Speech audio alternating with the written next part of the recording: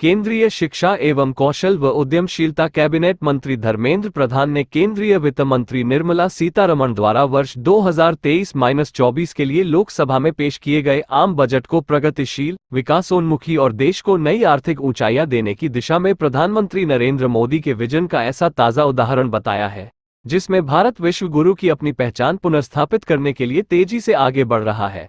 उन्होंने कहा कि यह बजट समावेशी, सर्वस्पर्शी तथा समाज के सभी वर्गों को ध्यान में रखते हुए लोक आधारित बजट है। सबसे पहले तो आप सबका आज की इस प्रेस वार्ता में स्वागत है।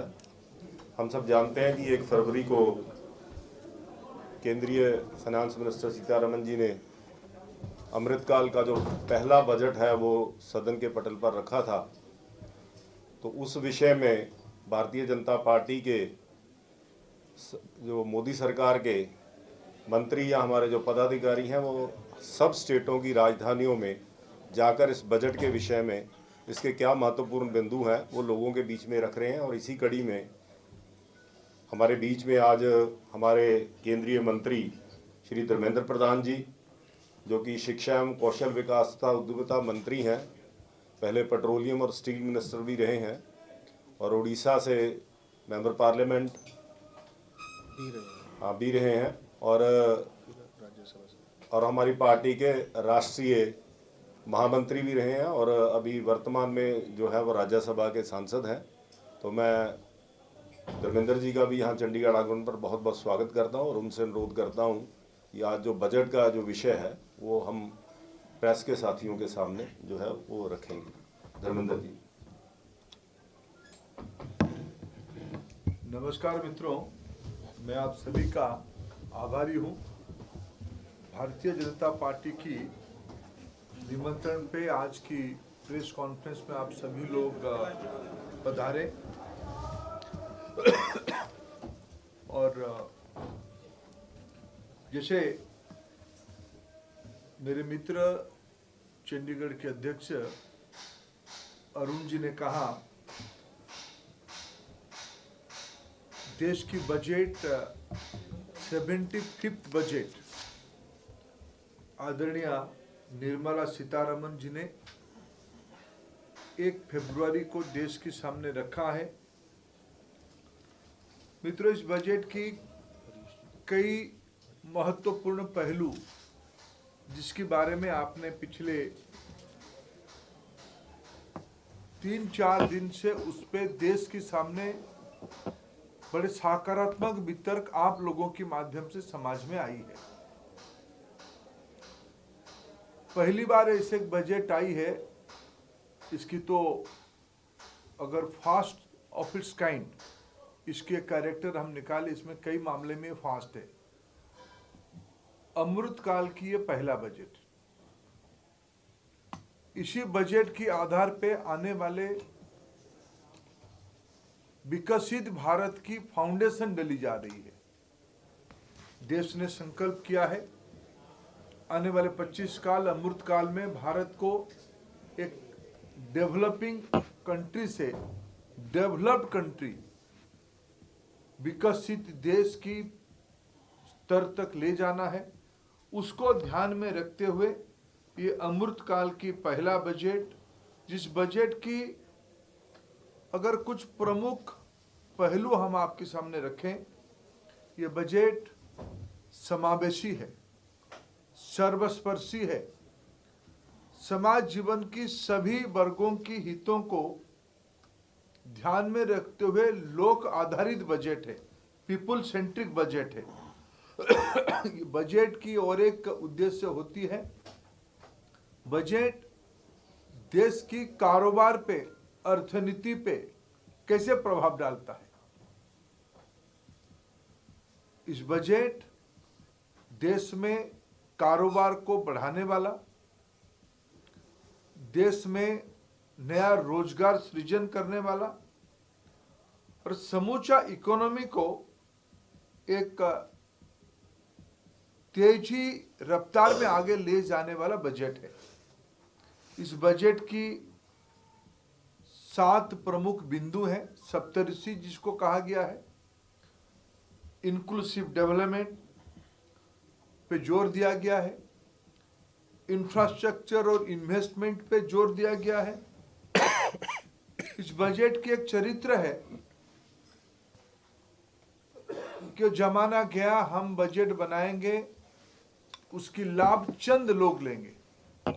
बजट होनी चाहिए देश की सभी लोगों के लिए। लास्ट माइल डिलीवरी अचीवमेंट इस बजट की एक प्रमुख कैरेक्टर है। अनेक नया संभावना समाज में विद्यमान रहती है। बजट उसको उजागर करने के लिए, अनलीश करने के लिए अवसर होनी चाहिए। ये बजट उस दिशा में भी है। विश्व आज चिंतित है पर्यावरण को लेके, ग्लोबल वार्मिंग को लेके। शायद हम दुनिया के अंदर पहला ऐसा एक देश होंगे जो अपने समूचा बजट की एक सब्सटेंशियल पोर्शन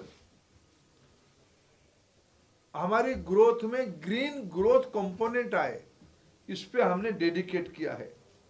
इस बजट को आगे ले जाने के लिए हम युवा शक्ति को ही जोर दिया है, यूथ पावर को ही जोर दिया है। इस बजट में विशेष करके आर्थिक जगत को, फिनेंशियल सेक्टर को ध्यान में रखते हुए इस बजट को बनाया है। बजट की आकार लगभग 45 लाख करोड़ रुपया की ये बजट है। मित्रों, इसमें सबसे बड़ा उपलब्धि अगर मैं कहूं, विश्व भर में जब कोरोना की मार ऐसे कोई देश नहीं है जिसको प्रभावित नहीं किया है। आज भारत इसी समय के अंदर विश्व की 5 नंबर की अर्थनीति के रूप में आज सामने उभरा है। जब 2014 में जो पर कैपिटा इनकम आज था, उस समय में था, वो आज बढ़ के 1,97,000 रुपया हो चुका है, यानी डबल हो चुकी है। पिछले लगभग 9 साल, 8.5-9 साल के अंदर देश की बजट की साइज बढ़ी है, लोगों की आमदनी बढ़ी है। विश्व स्तर पे हम 10वें से 2014 में हम 10th बड़े इकोनॉमी थे, आज हम 5th बड़े इकोनॉमी हुए, यूके को पीछे छोड़ के। और इस बजट की कई कैरेक्टर ध्यान में आता है।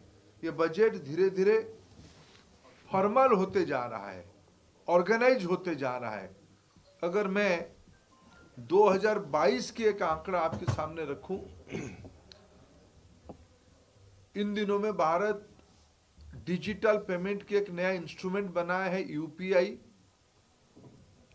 यूपीआई के अंदर 1,26,000 करोड़ रुपया की ट्रांजैक्शन केवल हुए हैं। ये प्रमाणित करता है, और भारत की जो छोटे इकोनॉमी को चलाने वाले, रेडी पटरी वाले, छोटे दुकानदार, घरेलू परचेज, युवाओं की परचेज, शायद आप के घर में जो परचेज नई पीढ़ी के लोग करते हैं, सब ई-कॉमर्स टेलीफोन पे करते हैं। ये इकोनॉमी के फॉर्मल होने की एक बहुत बड़ा सिंबल है। भारत दुनिया में अपने आप को एक अच्छे स्थान पे उस सेक्टर में पहुंचा चुका है। आज भारत में 11 करोड़ 7 लाख घरों में टॉयलेट बन चुकी है। 9.6 करोड़ घरों में एलपीजी कनेक्शन उज्ज्वला योजना में पहुंची है। भारत में आज 220 करोड़ टीका मुफ्त में नागरिकों को लगाया गया है।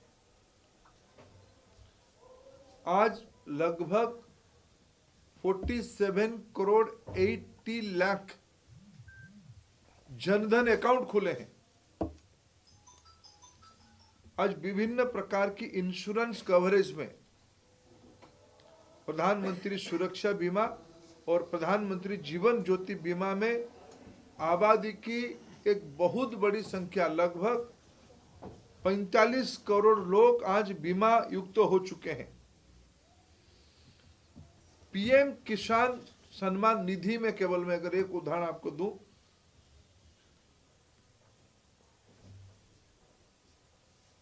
पिछले 3-4 सालों में 18 से शुरू हुई, 18, 19, 20, 21, 22 यानी पिछले 5 साल में 11 करोड़ 40 लाख किसानों को 2.2 लाख करोड़ कैश ट्रांसफर हुए हैं। मित्रों, भारत की अर्थनीति की आज ये बुनियाद बन चुकी है पिछले 8 साढ़े 8 सालों में। इस बार की बजट की अगर हम थोड़ा आंकड़े पे अगर हम जाएं, मित्रों, जब विपत्ति आती है, कोरोना भी जब विश्व में आई, उसको आगे कैसे सामना करना, ऐसे अनेक अर्थशास्त्रियों ने अनेक मत दिया। एक अर्थशास्त्रियों ने मत दिया, एक तबका था कि करेंसी छापो, लोगों में लिक्विडिटी बढ़ाओ, पैसा पहुंचाओ। और एक मत था कि सरकार के खर्चे बढ़ाओ, प्रोजेक्ट लगाओ, उसके अंदर लोगों को थोड़े ही समय शायद दिक्कत सामना करना पड़े, लेकिन ये सस्टेनेबल होगा। मित्रों, प्रधानमंत्री नरेंद्र मोदी जी ने दूसरे रास्ता अपनाया। उनके सामने ऑप्शन था कि नोट छाप के बांट सकते थे। दुनिया के कई बड़े अर्थनीति ने उसको किया और उनकी आज इन्फ्लेशन, उस अर्थनीतियों की हालत आज हम रोज अखबारों में, टीवी में आपके माध्यम से देख रहे हैं। इसी दौरान भारत अपने ग्रोथ रेट को 6.8 से 7% के अंदर रखा है। इन्फ्लेशन विश्व के अन्य इलाके की तुलना में हमारी घटी है, नियंत्रित है। इसकी प्रमुख कारण है, इन दिनों में सरकार ने पिछले साल 7.5 लाख करोड़ रुपया, जब हम लोगों ने आए जिम्मेवारी संभाले, सरकार के खर्चा